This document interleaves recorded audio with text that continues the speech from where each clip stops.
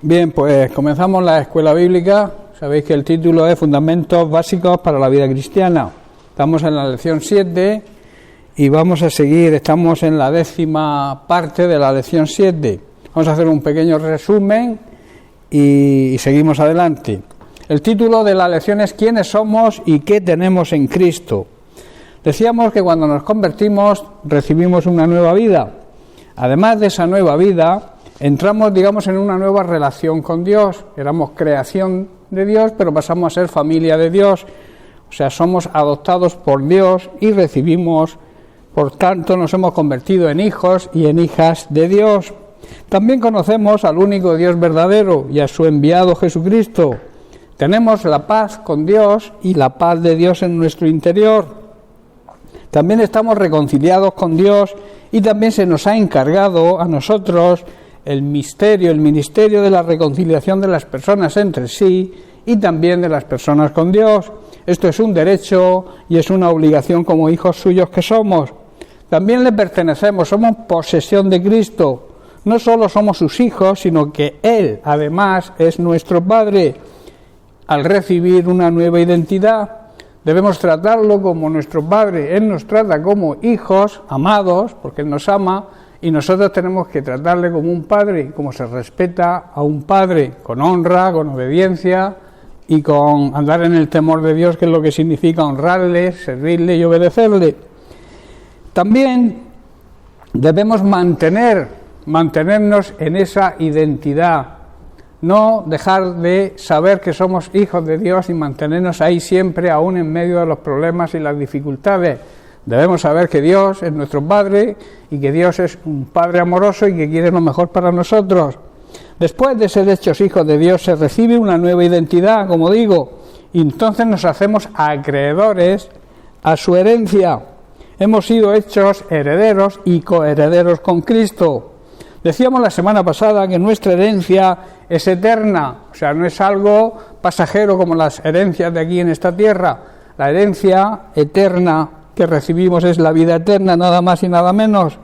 Los creyentes verdaderos hemos renacido a una nueva vida y esa nueva vida debe ser una vida justa y honrada, que reflejemos a nuestro Padre Celestial y entonces así nos hacemos acreedores a esa herencia eterna reservada en los cielos para nosotros.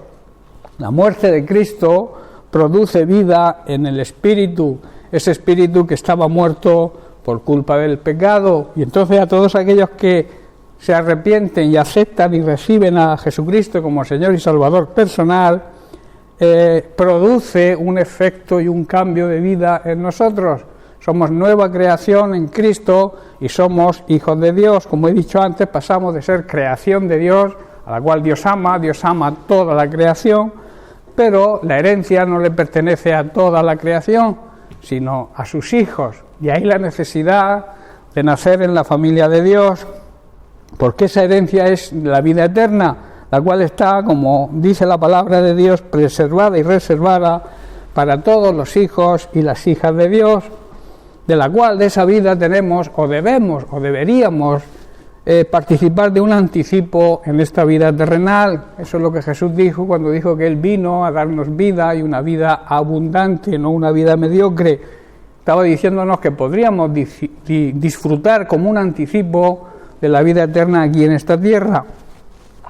La realidad de la vida eterna, también hablábamos, la vida eterna debe ser una realidad y una verdad que debe ser revelada a todo ser humano para que así puedan optar a la herencia de Dios para sus hijos. Todos los que reconocen la realidad de Jesucristo y lo aceptan como Señor y Salvador gozan ya de la vida eterna aquí y gozarán eternamente en la presencia de Él. Y para aquellos que lo niegan, que niegan a Jesucristo, que incluso blasfeman su nombre, lo desprecian, también hay una realidad. Esa realidad no es otra que la condenación eterna. Igual que existe vida eterna, también existe muerte eterna, condenación eterna, y que también se empieza a vivir en esta tierra. Hay personas que viven amargadas, hay personas que viven una vida que aunque quizá materialmente tengan mucho, pero espiritualmente, al estar muertos, no disfrutan de la vida eterna y entonces andan, digamos, viviendo en amargura y en desesperación. De aquí las preguntas que surgían, y creo que nos quedamos aquí: ¿cielo o infierno? ¿Cuál es la decisión? ¿Vida eterna o muerte eterna? Hermanos, la vida eterna debe ser nuestra meta, nuestro objetivo. El enfoque de nuestra vida tiene que ser la vida eterna. No debemos perder de vista la herencia, esa vida eterna. Nuestro enfoque principal debe estar dirigido a ella. Y debería ser también nuestra meta, el vivir esa vida abundante que el Señor nos ofrece para esta vida terrenal y también para toda la eternidad. En Proverbios capítulo 28, versículo 18, Salomón dice lo siguiente: sin profecía el pueblo se desenfrena, mas el que guarda la ley es bienaventurado. ¿Qué quiere decir aquí Salomón? Salomón está diciendo que cuando la gente no acepta la dirección divina, donde no hay visión, se desenfrena, se extravía, pierde el rumbo, pero los que le obedecen, aquellos que obedecen la palabra de Dios, son felices porque son bendecidos, y los demás se dan cuenta, lo ven y lo reconocen, ¿verdad?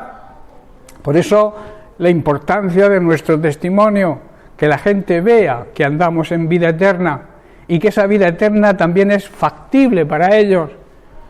A través de nuestro testimonio ellos van a ver y van a entender que aún en medio de los problemas y las dificultades, los hijos de Dios enfocamos nuestra vida de otra manera, le damos otro enfoque porque nuestra mirada está puesta en las cosas de arriba, en la vida eterna, en la eternidad con Jesucristo y con nuestro Dios y Padre. La palabra obediencia significa lo siguiente: significa cumplir la voluntad de aquel quien manda. O sea, si nosotros aquí, digamos que nuestras autoridades terrenales aceptamos la autoridad porque mandan, tienen la autoridad de mandar sobre nosotros, ¿por qué no aceptamos la autoridad de Dios y le obedecemos? Cumplir, por tanto, la voluntad de Dios es obedecer a Dios. Obedecer también significa a los que ejercen autoridad aquí en esta tierra, y nuestra respuesta tiene que ser de una manera fiel y sin regañadientes, ¿verdad? A veces aceptamos cuando el Señor nos corrige, cuando el Señor nos advierte, cuando el Señor nos exhorta a través de los ministerios o a través del mismo Espíritu Santo que nos redarguya nuestra conciencia, y nuestra conciencia nos dicta las cosas que están mal. A veces como que no lo aceptamos y nos ponemos en rebeldía con aquellas personas que con buen sentimiento, con buena intención, quieren corregirte para que andes por el camino correcto y seas bendecido. ¿Y qué ocurre? Que a veces se revuelven contra ti. Eso es rebeldía, ese es el primer pecado que se cometió en el cielo, luego fue el pecado que cometió Adán y Eva, y es el pecado que nos aleja de Dios. Ningún rebelde va a entrar en el reino de los cielos. Ninguna persona que se rebele contra las autoridades establecidas y sobre todo contra la autoridad de Dios va a tener parte con Él, y mucho menos va a ser usado por Él. Una persona egocéntrica, una persona soberbia, una persona que no acepta ningún consejo, que no acepta la disciplina, no tiene parte con el Señor, porque el Señor es un buen padre, y un buen padre a sus hijos disciplina, los lleva rectos, con un propósito, que nos vaya bien. Y eso a veces hay personas que no lo entienden, se creen que lo saben todo, que lo conocen todo, que no necesitan que nadie les diga nada. Y ya te digo, se llegan a enfadar contra las personas que Dios ha puesto, o contra los hermanos que con buena intención le transmiten o le dan un buen consejo. Por tanto, la obediencia a Dios es cumplir plenamente lo que Él tiene y lo que Él pide de nosotros, cumplir todo aquello que Él nos manda en su palabra, aunque en principio, según nuestro criterio, no lo entendamos.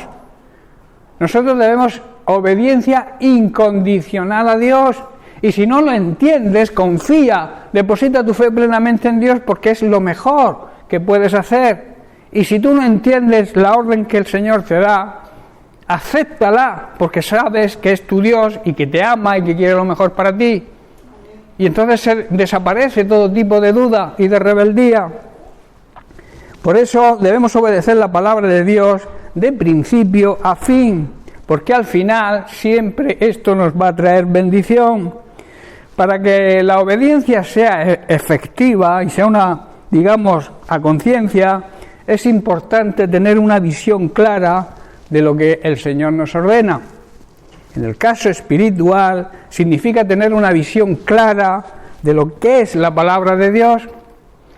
Y claro, si nosotros no meditamos en ella, si no profundizamos en ella, si no leemos la palabra de Dios, difícilmente vamos a tener una visión clara de lo que Dios dice, ¿verdad? Es importante, yo lo repito mucho, pero es que es así, es una necesidad. No solamente venir los domingos a la iglesia o a las reuniones de entre semana y traer la Biblia. La Biblia es alimentarse cada día. Nuestro espíritu necesita el alimento espiritual cada día. Pero no solamente leer un versículo, como suelo decir yo, de carretilla o de carrerilla, no. Hay que profundizar, hay que meditar. Yo tengo un programa en televisión que se llama Tesoros Ocultos y siempre digo que los tesoros no se encuentran nunca a ras de tierra. Hay que profundizar en la tierra para hallar los tesoros. Pues con la palabra de Dios ocurre lo mismo. La palabra de Dios está llena de tesoros, pero para encontrarlos tenemos que profundizar en ella, tenemos que meditar, que excavar hasta dar con el tesoro. Ese tesoro que con la ayuda del Espíritu Santo va a ser revelado a nuestra vida. En Juan capítulo 16, versículo 7, nos recuerda la promesa del Padre. Jesús nos recuerda la promesa del Padre de enviarnos al Espíritu Santo precisamente con esa misión, con esa función. Dice así: pero yo os digo la verdad, os conviene, es conveniente que yo me vaya, porque si no me voy el Consolador no vendría, mas si me fuere os lo enviaré. En otras traducciones o en otras versiones dice el Padre os lo enviará, pero como Jesús también es Dios, Él dice yo os enviaré, lo enviaré. Aquí es una demostración de la divinidad de Cristo.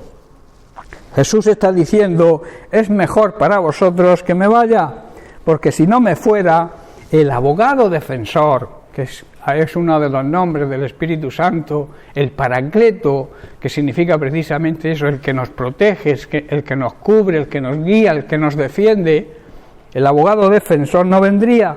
En cambio, si me voy, entonces Él vendrá, os lo enviaré. Hermanos, esta es la visión, es nuestro punto de vista particular, nuestro enfoque. Debe ser un conocimiento claro y sin lugar a dudas, pero para eso, vuelvo a repetir, tenemos que profundizar en la palabra de Dios, debemos tener esa ansiedad de que cada día el Espíritu Santo nos revele porciones, secretos escondidos en la palabra de Dios, y que ese Espíritu Santo nos conduzca y nos revele que la vida eterna es nuestra herencia como hijos de Dios.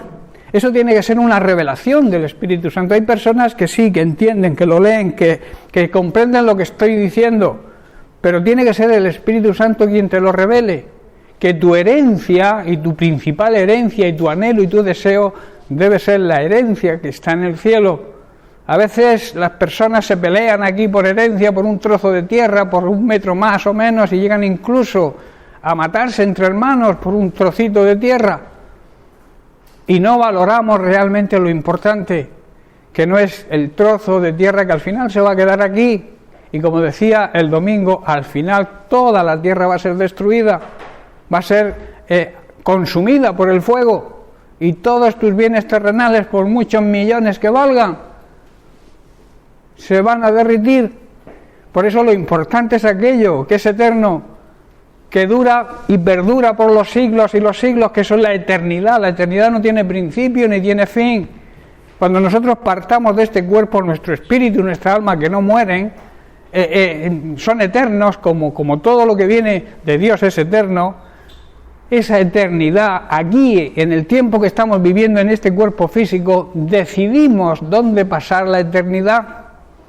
Por eso a veces yo llamo necios a las personas que desaprovechan su vida aquí en la tierra, ansiando riquezas, poder, ansiando cosas materiales, pasándose la vida preocupándose por tener más y más, por los placeres ilícitos incluso que nos ofrece este mundo. Se pasan la vida en esa preocupación y esas personas te puedo asegurar que no son felices, porque no tienen la verdadera paz.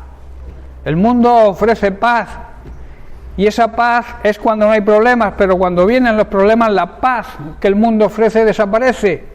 Pero la paz esa que el Señor nos brinda, esa paz que es un regalo de parte de Jesucristo, que te dice: mi paz os dejo, mi paz os regalo. Y es un regalo que no es como el mundo lo da. La paz de Dios es tener paz interior incluso en medio de graves problemas y dificultades. Esa paz no se va con los problemas, porque es la paz con Dios. La paz de sentirse perdonados por Dios. Esa es la mayor paz que un ser humano pueda tener, hermanos. Por eso no debemos perder nuestro enfoque, nuestra mirada, nuestra visión debe estar puesta en las cosas del cielo, que, como vuelvo a repetir, las cosas del cielo son eternas. En cambio, las cosas terrenales son efímeras y pasajeras. Así nuestra visión será la correcta y cumpliremos la misión que el Señor nos encargó. Sin una buena visión no podremos cumplir nuestra misión. ¿Comprendéis? Si tú no tienes claro lo que la palabra de Dios dice, lo que Dios nos ordena, la gran comisión que nos encargó, no tenemos eso claro, pues no podremos llevar a cabo el mandato que Jesús nos dejó, el testamento, las últimas palabras que Jesús dejó. Se considera la última voluntad de alguien que se está muriendo a lo último que dice, ¿verdad? Se le llama la última voluntad de una persona. Pues las últimas palabras de Jesús aquí en la tierra fue precisamente eso: id y hacer discípulos a toda la creación, a todas las personas. Es un mandato. La gran comisión no es una opción, es una obligación de todo creyente. Id, en imperativo, y predicar el evangelio. Y luego enseñarles lo que nosotros hemos aprendido. Una parte fundamental de la gran comisión es la enseñanza, y enseñarles la sana doctrina. Y llevar cuidado porque hay muchas falsas doctrinas. Hago énfasis siempre en esto porque hay muchas sectas que están engañando a personas incautas, a personas que no se preocupan de profundizar en la palabra de Dios, de meditar en ella, y claro, y son fácil presa para el enemigo, son engañadas, se creen que porque alguien hable de Dios, ya es de Dios, y la Biblia dice: fíjate bien en los frutos, porque los frutos, por ese fruto que den las personas se va a conocer. Un buen árbol no puede dar mal fruto, ni tampoco un buen árbol puede dar un fruto malo. El árbol malo dará frutos malos y el árbol bueno dará frutos buenos. Y la Biblia te enseña y te dice: por el fruto se conoce al árbol, ¿verdad? Pues por el fruto de las personas se conoce si son falsas o no son falsas. De ahí que tenemos que tener ojo avizor y no dejarnos engañar. La Biblia dice: mirad que nadie os engañe. Estar atentos, confiar en la palabra de Dios, estudiar y meditar en ella para no ser engañados. En Mateo capítulo 25, porque hay una cosa evidente, que de todo lo que hagamos tendremos que en su día arreglar cuentas con el Señor. De eso no nos vamos a librar ninguno. Nosotros tendremos que tener un enfrentamiento, un careo con el Señor, y tú no te vas a justificar por lo que hayan hecho otras personas.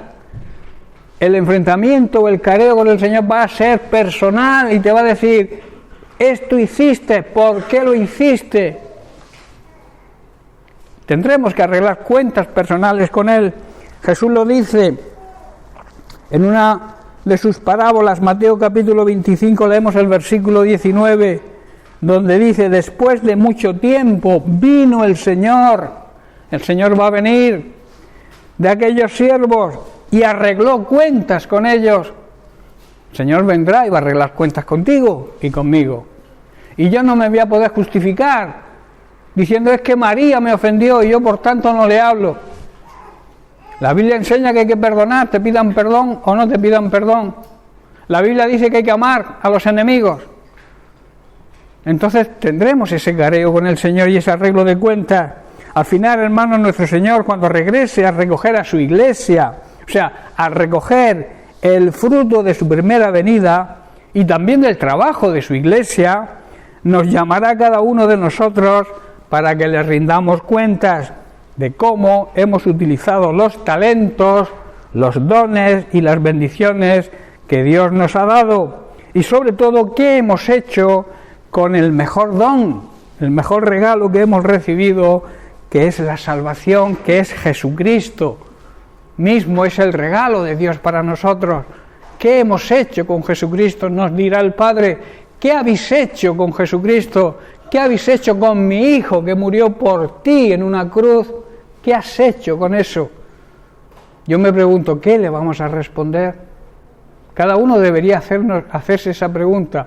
¿Qué le vamos a responder cuando Dios nos pregunte qué hemos hecho con el regalo que nos hizo, con Jesucristo, con la salvación que nos regaló? En Romanos capítulo 14, versículos 11 y 12, Pablo también nos exhorta y nos dice: porque escrito está, vivo yo, o sea, dice el Señor, que ante mí se doblará toda rodilla y toda lengua confesará a Dios. De manera, dice el versículo 12, que cada uno de nosotros, dice Pablo, dará a Dios cuenta de sí. Las Sagradas Escrituras está diciendo: tan cierto como yo vivo, dice el Señor, o sea, Él hace ahí una especie de confrontamiento, como diciendo, tan cierto como yo estoy vivo y soy resucitado entre los muertos, toda rodilla se doblará ante mí y toda lengua me confesará y tendrá que reconocer a Dios y le dará alabanza. Es cierto, es una realidad, hermanos, que cada uno de nosotros tendrá que responder por sí mismo ante Dios, tendrá que rendirle cuentas de sus hechos cuando Él vuelva, cuando Él regrese. Falte el tiempo que falte, nadie lo sabe, de ahí que debemos estar preparados. Llegará el día en que tendremos que rendir esas cuentas ante Dios el Padre, por cada cosa hecha y también por cada cosa que debíamos haber hecho y no hicimos. ¿Estáis comprendiendo? Pecado de acción y pecado de omisión. Está el pecado de acción, aquel que se comete con hechos, pero también hay pecado que cometemos cuando no hacemos lo que debemos hacer. ¿Estáis comprendiendo? El que sabe hacer las cosas bien, el que sabe hacer lo bueno y no le hace, le es contado como pecado. Por eso el no hacer lo que Dios nos manda es pecado también, aparte de cometer pecados de acción. Él va a hacer, hermanos, un balance. Digamos que va a hacer un inventario de toda nuestra vida terrenal y así nos va a hacer justicia, porque os recuerdo que Dios es amor, pero también es justo, es justicia, dándonos el premio. La Biblia llama a ese premio la eternidad en su presencia, el cielo, o el castigo, que la Biblia lo llama condenación eterna, o el infierno. Eso es aplicar justicia. Dios no quiere que nadie se condene. Él buscó la solución, buscó el remedio, envió a su Hijo Jesucristo para darnos la solución, para buscar una salida a nuestra muerte espiritual, para darnos vida en nuestro espíritu. Él lo hizo todo, no pudo hacer nada más. Eso demuestra su amor hacia la humanidad. Pero claro, te da a ti la opción de poder decidir si aceptas la salvación, si aceptas el regalo o no lo aceptas. Si te ofrecen un regalo y tú no lo tomas, no lo aceptas, no disfrutas de ese regalo, ¿verdad? Pues con la salvación ocurre lo mismo. Dios te dice, ahí tienes el regalo, pero tú debes cogerlo, aceptarlo, aceptar a Jesucristo como tu Señor y Salvador personal, y entonces puedes disfrutar del regalo, puedes disfrutar de la salvación que Él te ofrece. La primera, digamos, evaluación, las primeras preguntas que nos van a ser hechas serán las siguientes. Como he dicho, el Señor, Dios el Padre nos dirá, ¿qué hiciste con mi Hijo Jesucristo? ¿Qué hiciste con mi plan de salvación? ¿Aceptaste el regalo de mi Hijo Jesucristo y le has recibido como tu Señor y Salvador personal? Esas son, digamos, la primera batería de preguntas que nos va a hacer. Si la respuesta a todas estas preguntas son afirmativas y positivas, vendrán otras preguntas también muy importantes que te dirán, ¿qué hicimos o qué hicisteis con los dones y talentos que os he concedido? ¿Los estás usando en beneficio propio o para que el reino de Dios avance? Hermanos, quiero hablar un poco de los talentos. Un talento era una moneda de gran valor. Actualmente lo he visto, lo he estudiado. Un talento de plata, porque había talentos de plata y talentos de oro. Un talento de plata puede llegar a valer hoy en día al cambio cerca de 7.000 euros. Un talento, si era de plata, y si era de oro, podría llegar a 400.000 euros. Imaginaos la importancia de los talentos en cuanto a moneda. Esta palabra, talento, se emplea también en la Biblia. Jesús la emplea mucho en sus parábolas como representando algo que una persona encomienda o encarga a otra.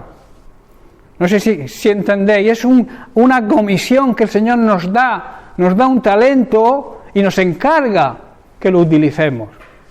¿Estáis comprendiendo?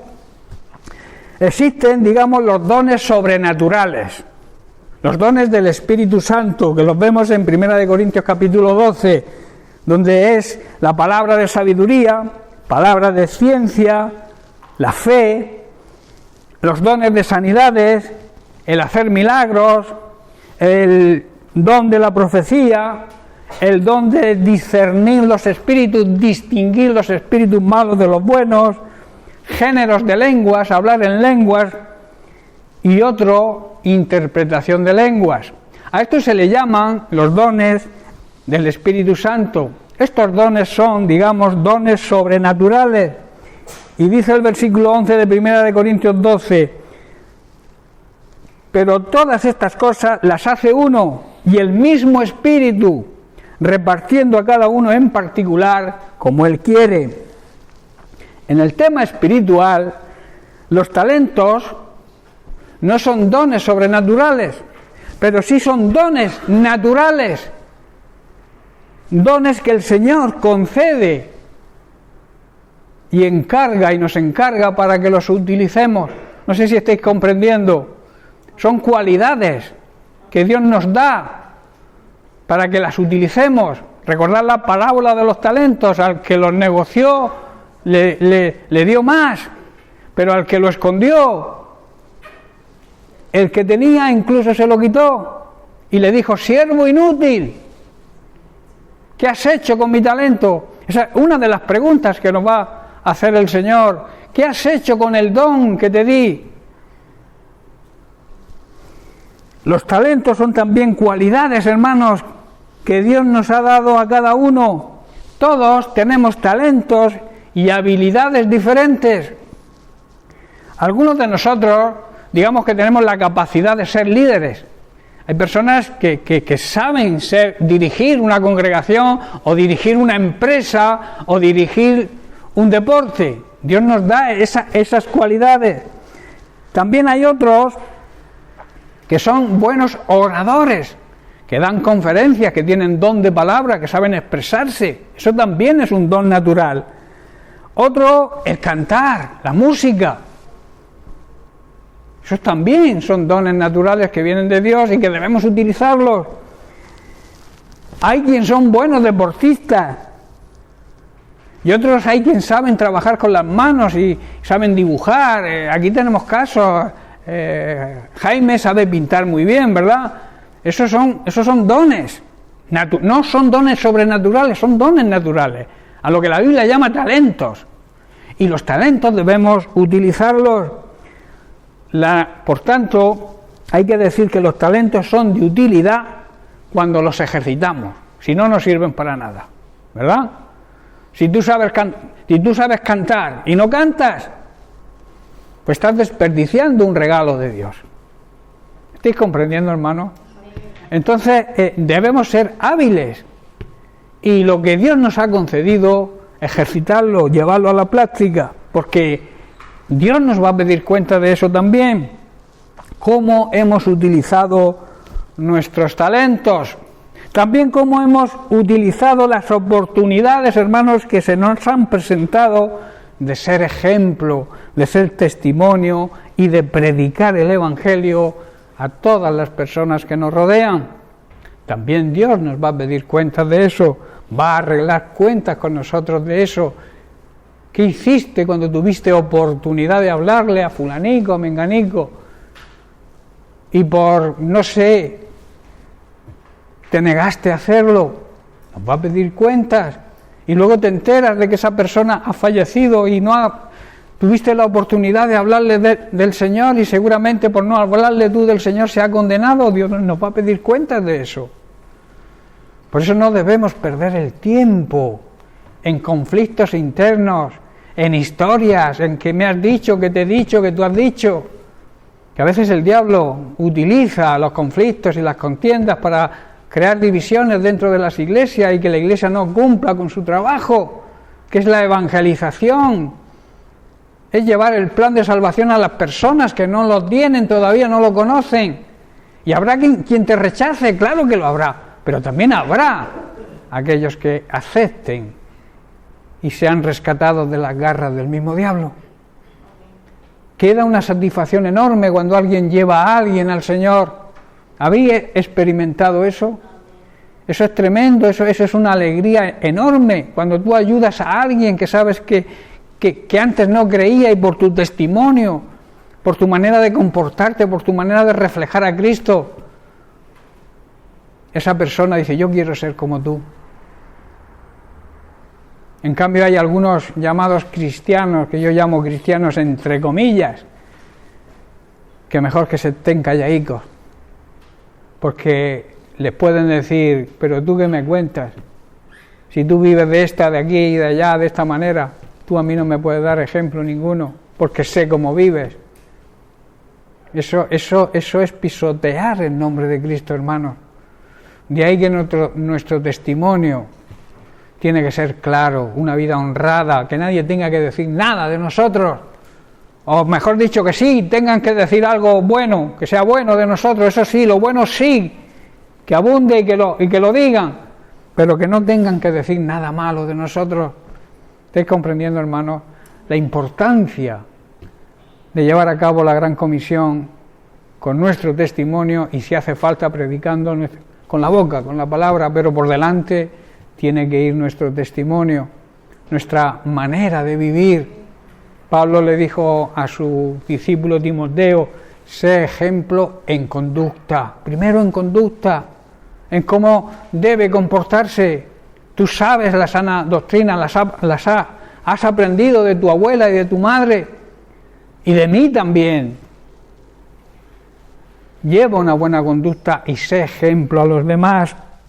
Por eso te repito, el Señor nos va a decir qué hemos hecho con las oportunidades que se nos han presentado de ser un ejemplo, de ser testimonio y de predicar el Evangelio a las personas que nos rodean.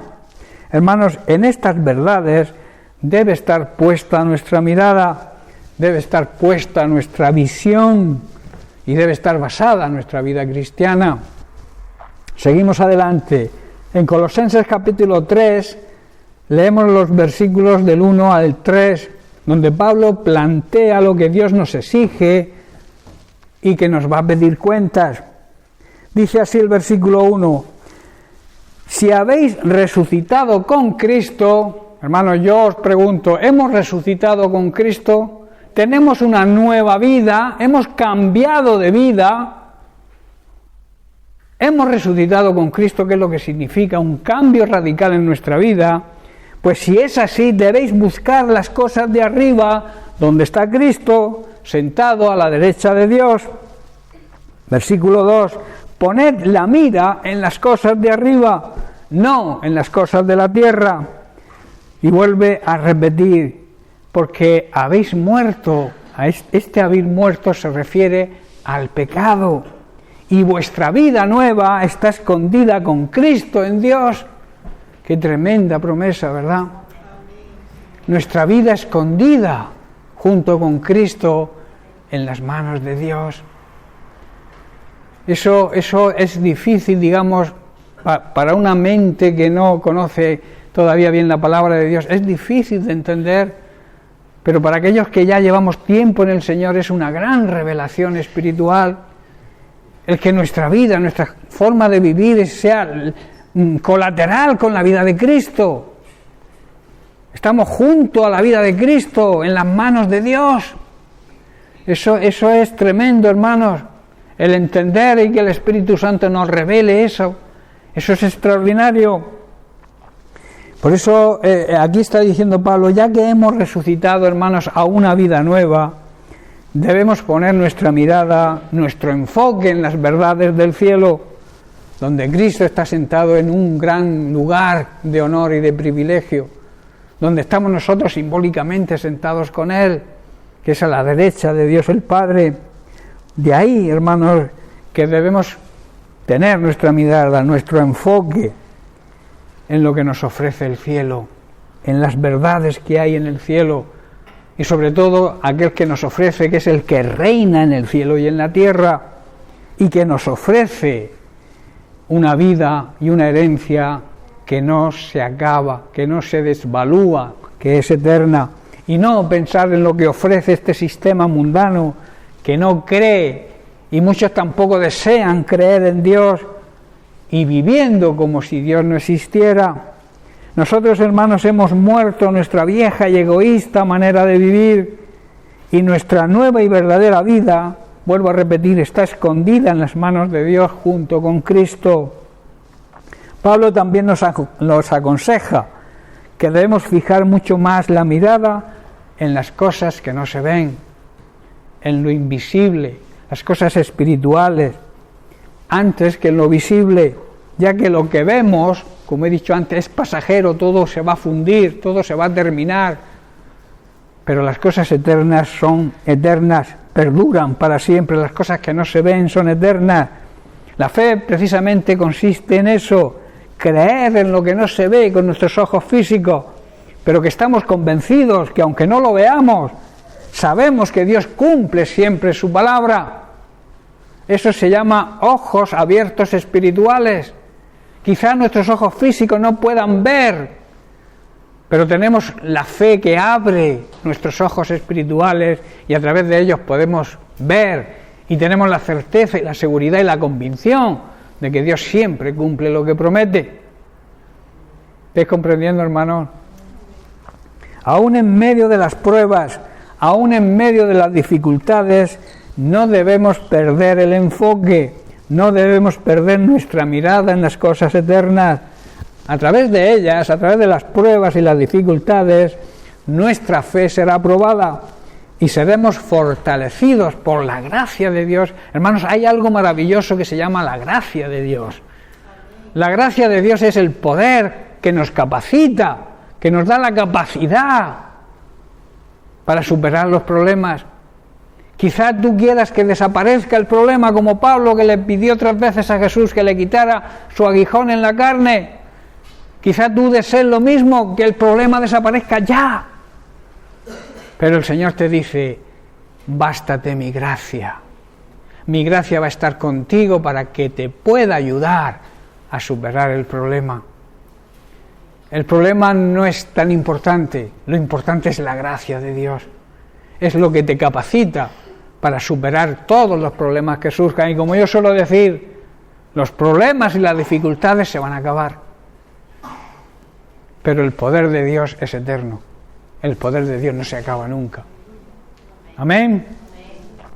Por eso la gracia de Dios es ese poder capacitador que nos va a dar la capacidad para afrontar y vencer todo gigante que se presente en nuestra vida. Recordemos al joven David, la fe y la valentía, el conocer el poder de Dios. Era un muchachico que apenas sus hermanos lo despreciaban, su padre lo tenía allá en el desierto cuidando ovejas. Y cuando se presentó el gigante Goliat, todo el pueblo estaba atemorizado. Y llegó el jovencito diciendo: pero ¿quién es este incircunciso que está provocando a los escuadrones del ejército de Dios? Dejadme que me lo como. Eso es fe, eso es valentía, eso es decisión, eso es creer en lo que Dios promete. Él sabía que no era en sus fuerzas, por eso le dijo al gigante: tú vienes a mí armado de espada, de jabalina. Yo vengo a ti con nada, con una honda y 4 o 5 piedras en el zurrón pastoril. Pero yo vengo a ti en el nombre y en el poder del Dios de los ejércitos de Israel. Y te voy a vencer y te voy a cortar la cabeza. Eso es valentía, eso es fe, hermanos. Había un problema serio, pero él sabía que Dios era más grande que el problema.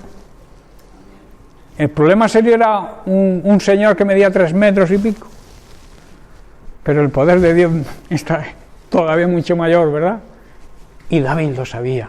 Y David era una persona que tuvo sus errores, sus grandes pecados y sus fallos, pero dice que su corazón era un corazón de acuerdo al corazón de Dios. Qué tremendo, ¿verdad? Ese poder, hermanos, esa gracia nos hará salir vencedores en cualquier combate. El apóstol Santiago, en su carta, capítulo 1, versículo 12, nos dice lo siguiente: bienaventurado el varón que soporta la tentación, porque cuando haya resistido la prueba, recibirá la corona de vida que Dios ha prometido a los que le aman, a los que le aman de verdad, a los que le aman de la manera que Él dice cómo hay que amarle. Que a veces amamos a Dios a nuestra manera, amamos con un amor de conveniencia, si nos da bien, pero como no nos dé algo, quizá que nos quejemos, ¿verdad? Debemos amar a Dios como Dios dice que hay que amarlo. Aquí Santiago está diciendo que Dios bendice a aquellos que soportan con paciencia los problemas, las pruebas y las tentaciones, porque después de superarlas recibirán la corona de vida que Dios ha prometido a aquellos que lo aman. Por tanto, hermanos, nuestra mirada, nuestro enfoque, nuestra visión debe estar en las cosas, en las verdades del cielo, que, como he dicho y repito, son eternas. En cambio, las cosas terrenales son efímeras y pasajeras. Hermanos, sabemos que vivimos en esta tierra por un corto periodo de tiempo, ¿verdad? ¿Quién no sabe eso? ¿Quién no sabe que estamos condenados a muerte todos? ¿Quién no sabe que el 100% de todos los que nacemos morimos? ¿Quién? ¿Quién no sabe eso? Y, por tanto, nuestra morada final no es esta tierra. La Biblia nos llama peregrinos en esta tierra, porque estamos un corto periodo de tiempo. Pablo lo llama en una leve o momentánea tribulación pasajera, efímera. La vida es una serie de problemas, pero que al final es muy corta, se termina, en comparación con la eternidad. Por eso debemos saber que no vivimos en la tierra, no es nuestra morada definitiva. Si somos verdaderos hijos de Dios, debemos permanecer enfocados en nuestra morada, que sí es definitiva, que es la casa de nuestro Dios y Padre, que Él tiene preparada para todos aquellos que se mantengan fieles en todo a Él, que salgan vencedores y recibamos entonces la recompensa de nuestra eternidad en la presencia de Dios. De ahí, hermanos, que la visión y el enfoque tiene que estar en las cosas de arriba, en las cosas que nos ofrece Dios, y quitar la mirada de esas cosas que nos ofrece este mundo. Yo me pregunto, ¿qué nos ofrece el mundo en que vivimos? ¿Qué satisfacciones nos dan? Quizá nuestra carne se pueda satisfacer por unos momentos o por un tiempo, pero ¿hay paz en tu interior cuando eres arrastrado por lo que este mundo ofrece? Yo creo que se pierde la paz. Dice que el mundo va a terminarse, el mundo va a pasar. ¿Qué quiere decir? Se va a acabar. Y también los deseos de este mundo, o sea, los deseos que tienen las personas de este mundo. Pero añade que aquellos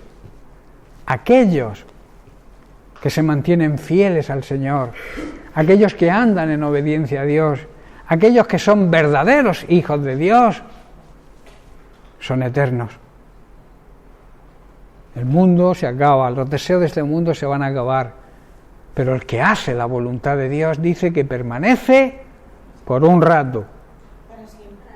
No, permanece para siempre, y eso está hablando de vida eterna, hermanos. El enfoque, digamos, la visión de este mundo secular es algo fundamental. O sea, las personas que no tienen visión no pueden alcanzar grandes proyectos, digamos, en el mundo secular, en el mundo cotidiano.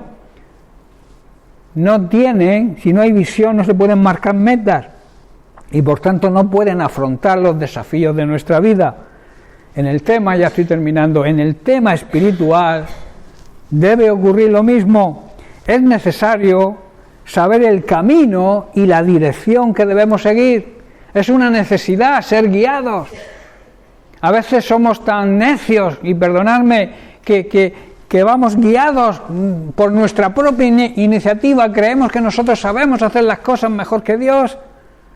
Y te voy a decir algo, Dios cuando hace las cosas las hace bien, mucho mejor que nosotros, y Él quiere hacerlo, pero claro, desea que tú le pidas ayuda, desea que tú le pidas dirección. Señor, guíame, tengo que tomar una decisión, muéstrame tú qué debo hacer.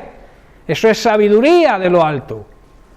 El hacerlo quizá por iniciativa propia te puede llevar a fracaso, pero si lo haces confiando en la palabra de Dios, confiando en las promesas de Dios, ten por cuenta que vas a tener éxito en lo que emprendas. Por eso, como he dicho, la visión del mundo secular debe haber una visión para poder conseguir metas.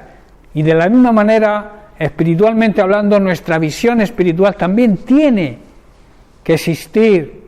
Tenemos que enfocar nuestra vida y no dejarnos llevar por cualquier circunstancia o cualquier persona que nos indique cómo tenemos que actuar. Si cuando tenemos al mejor guía, al mejor persona que te puede aconsejar, si le pedimos ayuda, claro, que a veces somos tan, digamos, egoístas, egocéntricos, soberbios, que no pedimos ayuda, porque nos creemos suficientes para afrontar las circunstancias. Sé humilde, reconoce tus debilidades, reconoce tu dependencia de Dios y tendrás éxito en esta vida. Eso es imprescindible.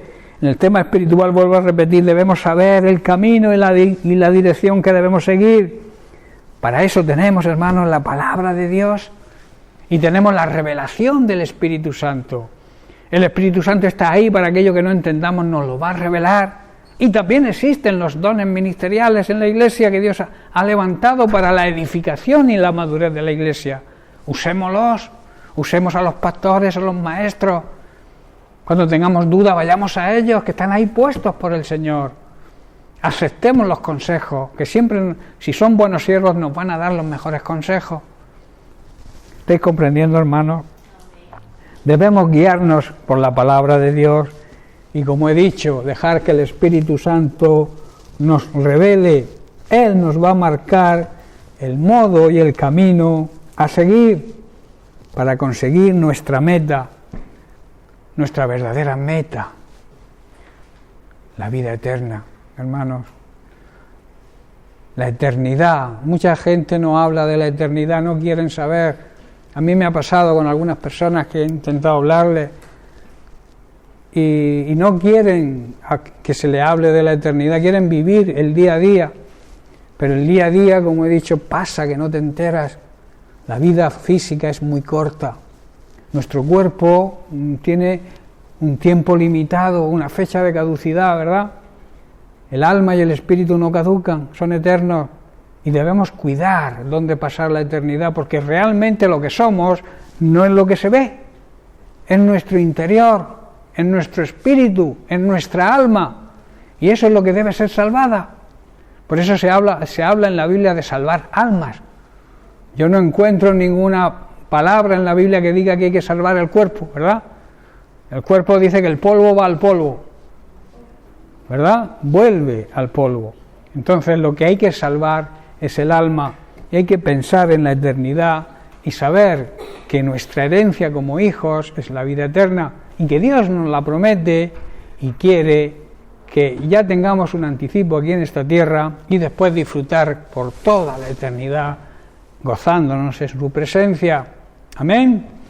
Bien, pues lo dejamos aquí y seguiremos la semana que viene. Que Dios les bendiga.